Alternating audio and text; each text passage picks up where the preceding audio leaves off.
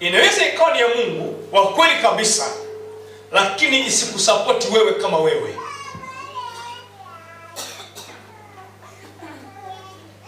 Japo inahitaji muda mrefu sana kukusaidia katika ile eneo, na kwa nini inaweza ikawa ya Mungu lakini pia sikusaidia wewe.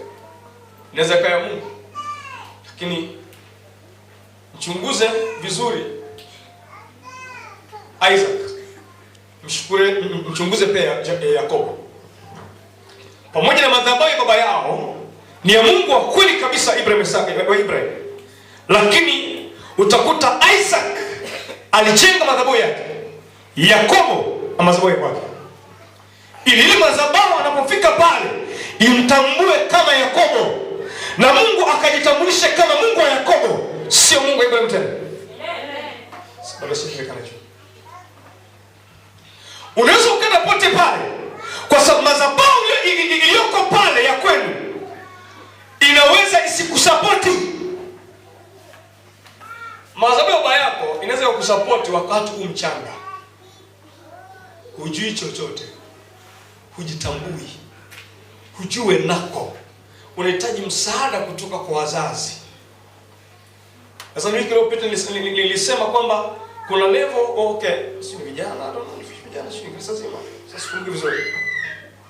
Nikwambia age ya mtu kuanzia mwaka 0 mpaka 14 kuna wakati wa maswali mengi sana, kutaka mwongozo, kutaka maelekezo, nini afanye, nini asifanye, uhitaji uangalizi wa wazazi. Zaidi ya hapo huwa anaanza kujua. Akifika 20 kila kitu anajua. 25 kila kitu anafahamu. Anakuwa mjuaji zaidi ya wazazi wake. Yes. Wakati mwingine pia hata anapokaa na wazazi wake hutaka kuongoza, kwa sababu ni kipindi ambacho huwa akili yake inamwambia kila kitu unaweza na kila kitu unajua. Hakuna ambacho kijui. Utafundisha siku nyingine kile madhabahu. Madhabahu baki ikiwa hai haiwezi kukusaidia hata kama ni Mungu wa kujielewa vizuri. Madhabahu ya baba yako haiwezi kukusaidia. Ndio tunafundisha kati ya madhabahu ya kuvunja na pesa ya kuvunja kwa dakika 20. Madhabahu ya kwanza unapaswa kuwa makini sana. Hasa kwa wale ambao sio wajeokoka, wanaishi maisha ambayo sio, ni walevi mpaka leo, wagovi mpaka leo, wanapigana mpaka leo. Kuna vitu vingi ambavyo vinaashiria kwamba nyumba hii haina Mungu wa kweli. Na wewe mwenyewe kwa macho ya damu na nyama ukiviangalia haviendani na Mungu wa kweli. Hivyo ndivyo ambavyo unapaswa kushughulika navyo kwanza. Ndio maagizo ambayo alipewa aitwaye Gideoni. Kwanza kashughulike na madhabahu ya baba yako, ukaivunje kwanza madhabahu ya baba yako. Waamuzi ile sura ya 6 mstari wa 25. Nafunga shafika swali nimetumisha kitu. Mungu anaonesha kwa kabisa ili mtu huyu awe sawa. Nimekwambia hii madhabahu mbaya na mamoja ambayo huwa hii madhabahu haina Mungu wa kweli. Ni madhabahu na yenyewe pia, lakini pia Mungu madhabahu hiyo yuko hai na ana nguvu pia. Waamuzi 6:20. Na huwa anajibu. Tunajaribu kusema tunatakuruhusu. Kwa Mungu madhabahu hii yu hai na ana nguvu na anafanya anachotaka kufanya. Na Gideoni sasa Mungu anamtokea Mungu wa kweli. Anamwambia fuata maelekezo ambayo nataka uyafuate Gideoni, ili ukapate kuvunja madhabahu ya baba yako, ili utengeneze madhabahu ya Mungu aliye hai. Ule mwanzilishi wa kwanza. Baada ya kaza kupita. Kuna vizazi vilivyopita, mnafahamu historia ya Israeli, walipita katika nyakati tofauti. Kwa wakati walipenda Mungu na wakati walimwacha Mungu. Huu ni wakati ambao tayari walishamwacha Mungu. Mpaka baba yake na Gideoni ambaye alikuwa anaamini kama ni kiongozi wa wawili wanao pia akaweka madhabahu ya Mungu wa Baali. Akaweka madhabahu. Sasa Mungu anataka kuonyesha tena heshima katikati ya wana wa Israeli. Kwa nini kifanyike? Ili Mungu apate kusema, ili Mungu apate kufanya mambo ile, ili aruhusu nguvu yake. Lazima madhabahu jengwe ya Mungu wa kweli. Kama sababu Mungu aliyejengwa, maana yake hofu na mashaka itatawala watu usiku na mchana. Watu hawatajiamini, watu hawatajikubali. Kwa nini? Maana madhabahu ilifanya kazi pale ni madhabahu ya kipepo. Kuwekea watia hofu. Na wao bila kujua huwa wanakwenda kuitoa sadaka mara kwa mara. Na wako wapokeaji sadaka. Kama unavyoona kanisani na mchungaji anapokea sadaka, the same pia kwenye mfano wa pili pia kuna yuko anayepokea sadaka. Ili kufanya madhabahu kuwa na nguvu. Unaweza kufanya tu wako kidogo. Bwana asifiwe sana. Haleluya. Kwa hiyo unagundua kabisa hapa hii madhabahu si madhabahu ya Mungu wa kweli. Asa Gideon anambia hivi, Gideon, Mungu anambia Gideon, nenda ukavunje madhabahu kwanza ya baba yako. Soma sasa. Ya baba yako. Maana madhabahu ya baba yako inaweza isikuruhusu wewe kuwa jasiri tena, kuwa na nguvu tena. Watu wengi wanatuna hofu na hofu na mashaka kwa sababu ndani yako madhabahu ya Mungu ni hai, ni dhaifu. Ndani ya kila mtu madhabahu. Hapo leo ndani yako plus mimi. Kila mtu ana madhabahu ndani.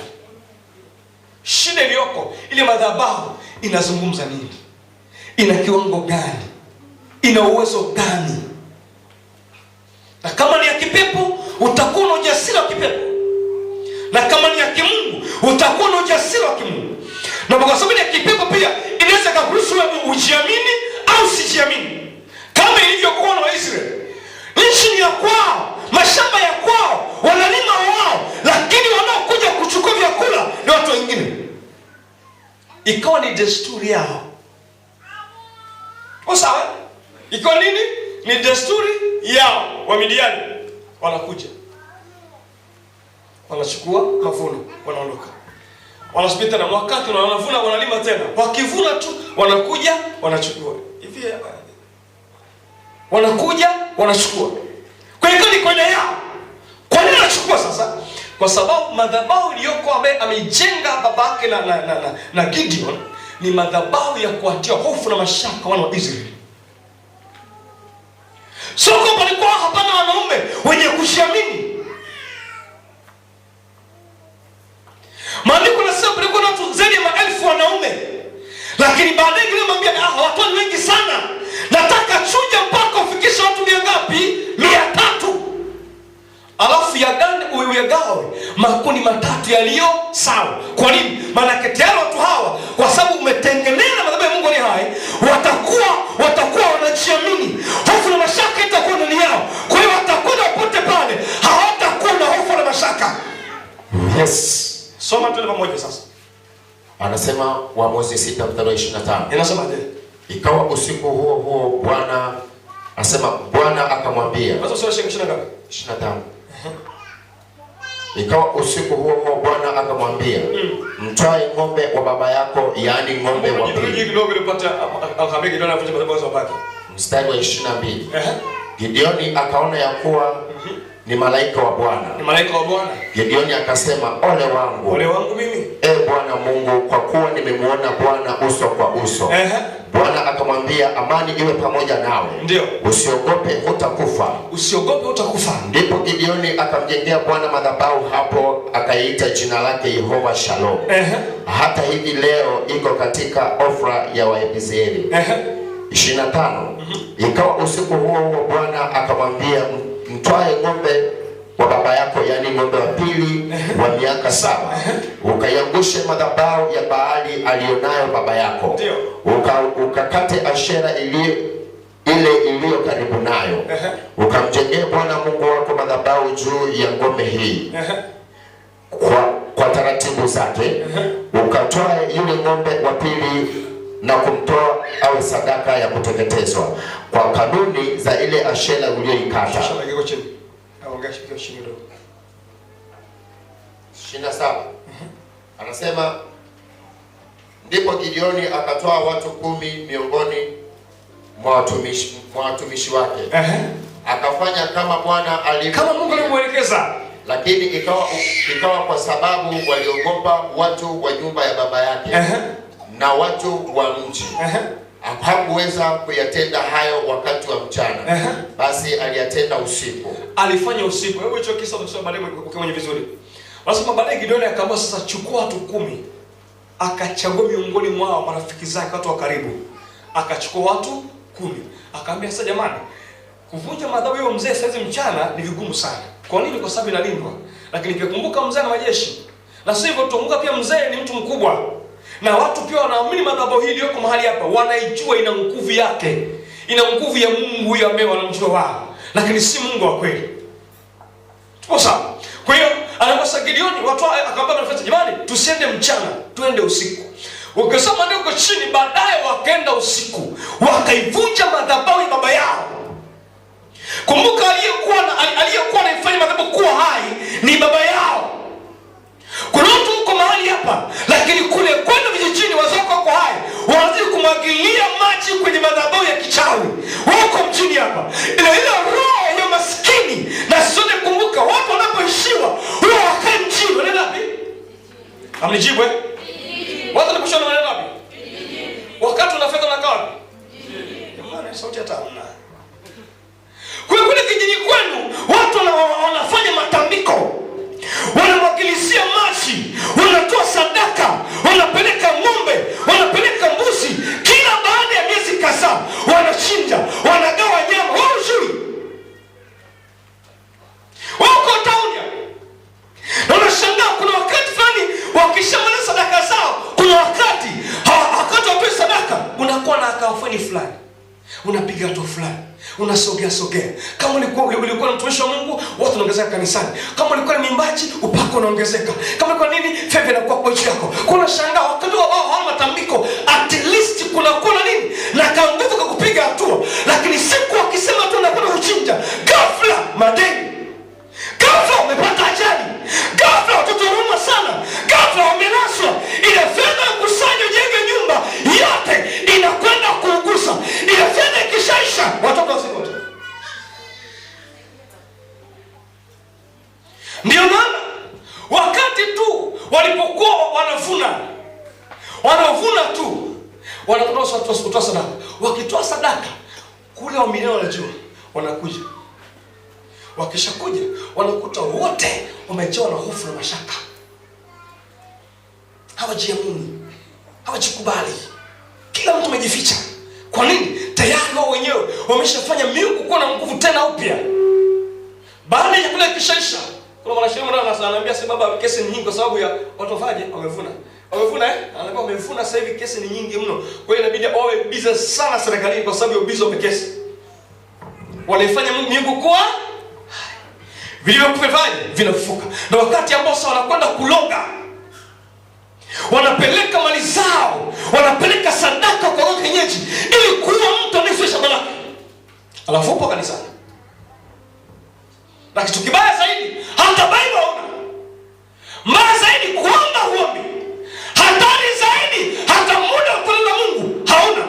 Na kitu hatari kule chote kile, kanisani pia hauwai.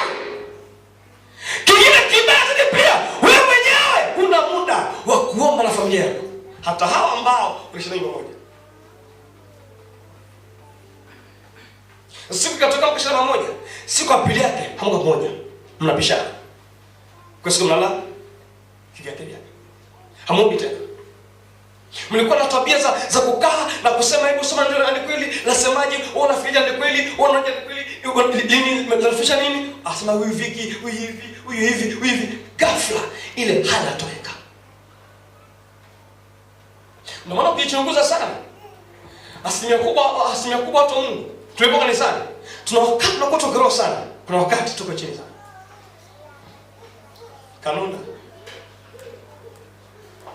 Na kuna wakati unajikuta hata hao kwenda kanisani ni wakati wenzao wanashia kuni, wanapika vya kwao, wanachemsha vya kwao. Unafikiria ni ukija kanisani unakereka, hasira, umejaa, umenuna, umebaka pishi la ubaba, yani usielewe. Na ukija wengine ghafla unapata leo usingizi unaogo na leo kanisani.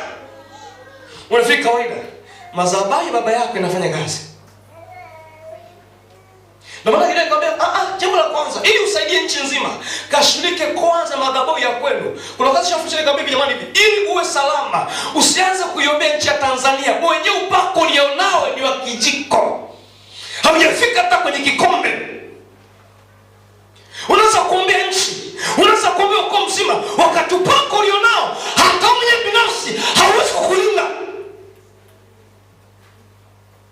Ili Gideoni aweze kujiona na kujikubali, Mungu anamwambia cha kwanza, nataka ushughulike kwanza na madhabahu yako mzazi. Ukiweza kupindua mzazi, ili amri ya kijeshi. Maisha anapoapishwa huwa haangalii baba yake ni jeshi, lakini jeshi. Ndugu yake sasa wako maskani nani? Ndugu yako nani? Mwanajeshi ndio. Itakuwa jeshi nini huko. Yaani vitu vyako vyote. Mama wako akizingua weka ndani. Baba wako akizingua weka ndani. Mtoto wako akizingua weka ndani. Umeshakula kiapo tayari. Anamwambia sasa ili uwe salama, uwe salama Gideon. Na cha kwanza shughulika na madhabahu. Baba wako ataweza mara na kudhoofisha mili yenu, kudhoofisha roho zenu. Kwa hiyo Mungu hapa town, lakini wewe kijana utafuta kusoma mchana. Mwenikuta muda mwingi ukasi na unaanza kuona nikalimi. Bora kalimi. Biashara mimi siwezi. Ukifanya biashara inakuokoa, wakaenda kuchemsha vya kwao inashuka. Hebu sema leo. Kwa jina la Yesu Kristo. Madhabahu baba yangu. Ya mzee Peter. Sasa wewe mzee Peter baba yako wacha usabawe.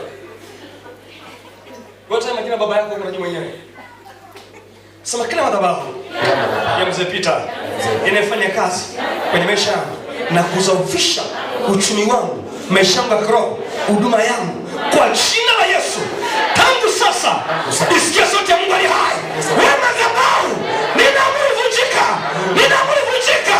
Sisikiza ninaamuru vunjika. Ninaamuru vunjika. Watu 200 mwana sauti hiyo. Haleluya. Amen. Kwa hiyo madhabahu huwa ina nguvu yake. Na madhabahu tuwe na nguvu lazima na sadaka. Na kitu kibaya zaidi, niambeni ukweli watu wa Mungu. Kitu kibaya zaidi, wanaokwenda kuabudu mizimu wanatoa sadaka kuliko wewe. Sadaka yake moja, wao watatoa miaka 5. Kanisa. Kwa wao wanapeleka mara moja tu. Anaweza akamleta mbuzi design. Leta kuwa namna hii. Leta kono namna hii. Leta nini namna hii. Leta nini namna hii. Leta hicho kitu. Wengine wanaomba paka lete paka. Paka anatafuta usiku na mchana na windwa. Anakamatwa.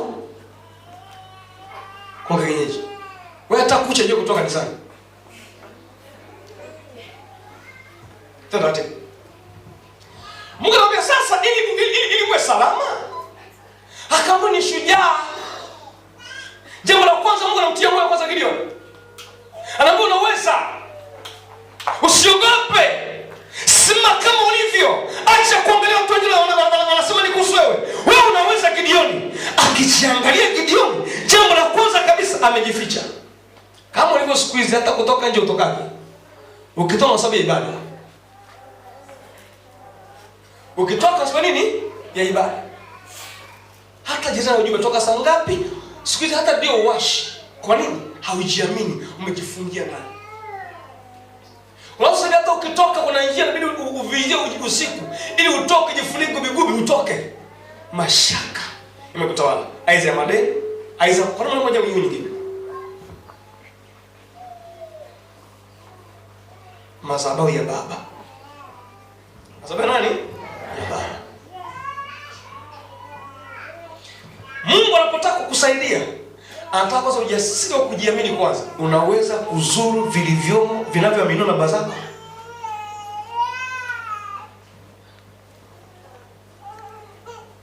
Pana sasa. Wangapi mmeokaa vijijini kabla? Hapa tu nimekuja tu jana kuongea siku leo. Mmekuwa kijijini. Unakumbuka walikuwa wanatumia kanguye. Mimba eti mbavu na nini? Mimba kanguye. Wanakwenda shambani. Tuko sawa? Wanachukua ndulele shambani. Akibeba ndizi ikiwa nzuri sana anatoka na mwiba. Ili atakayeona kwa hiyo baya yasiwepo kuloga ndizi. Mmenuna kama bikidude kama? Unasikia? Na katika yale pia kwa sababu ilikuwa ni miungu inafanya kazi. walikuwa wanafanikiwa. Na maana kutaka watu akaanza kutapika sana, yeye atapika sema huyu mtoto kapigwa zongo la jicho. Maana yake ni mama wakati ananyesha hajaka ndio kwenye kifua, sorry. Kwa hiyo walikuwa wanatembea kwa namna hiyo. Na katika hayo walikuwa wanafanikiwa. Zamani kuna watoto ambao waliokuwa wanawekwa kwenye vihari, hata ndio simetaje, gari najua nyingine ya Tanzania. What digitali? You know what? What nini? Digitali. Unafahamu kiari? Haya basi unafahamu kitengulu. Kitengulu unajua ni nini? Ile unapipeteaga mchele cha kichwa. Haya asante. Wanawachawi. Ukileta unga na tafsiri wanabeba kama kinyesi ndio. Asa angalia. Hawa kuna watoto ambao walikuwa wakizaliwa wanaangalia Yesu alivyo. Alafu ili mama akapande, wanamwona tu usoni kwanza. Mtu yukoje? Ana neema gani? Wanamchukua na katikati ya hiyo ungo, wanachukua mbegu ya aiza ya mahindi ya mtama wanamwaga juu yake, wanachukua maji na mwaga juu yake na kusema tutavuna mavuno mengi sana. Alafu wanamwona mtoto juu, wanamtikisa, wanaweka mbele.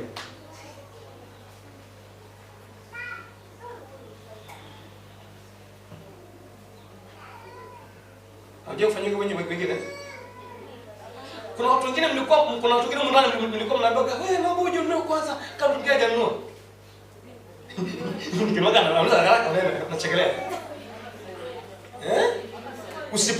Usiposhika ile biashara mtu hauzi.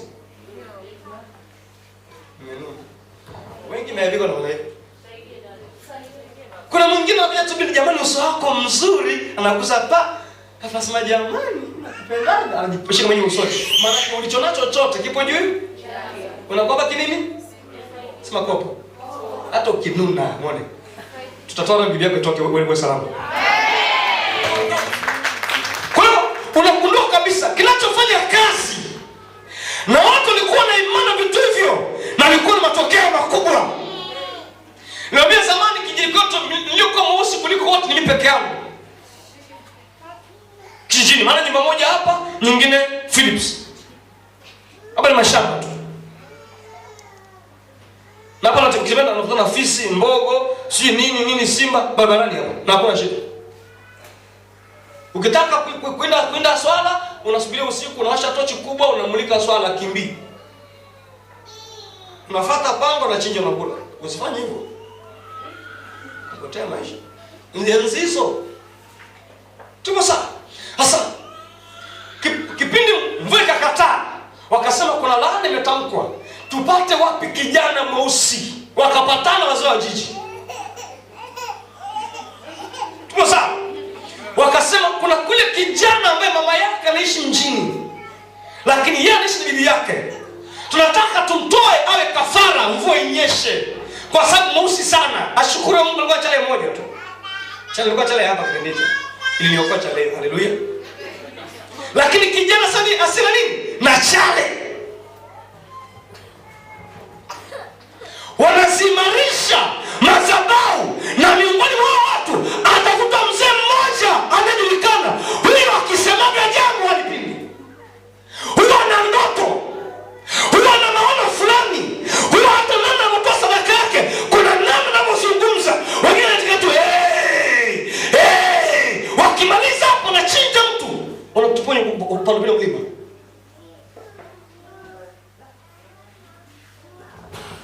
Tutoke. Mungu anambia Gideoni sasa hii madhabahu ni mgumu. Hii madhabahu haiwezi kuwapa ujasiri wana wangu, watu wangu mimi. Lakini kinyume chake Wamidiani wote watakuwa na mamlaka juu yenu na mtapigwa kila siku. Mtakachokuwa mkipanda na kuvuna wanaje nachukua. Na sio hivyo tu imeleka tu mavuno yake. Hata mabinti walikuwa kufika umri wa kuolewa. Anakuja anachukua binti wanaondoka nao. Mnabakizwa na watu.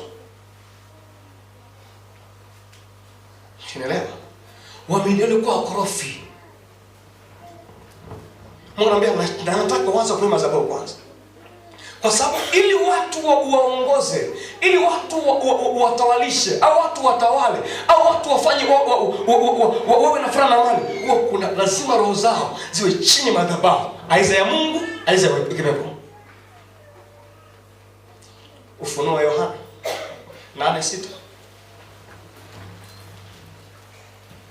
Masijakosea. Soma laki.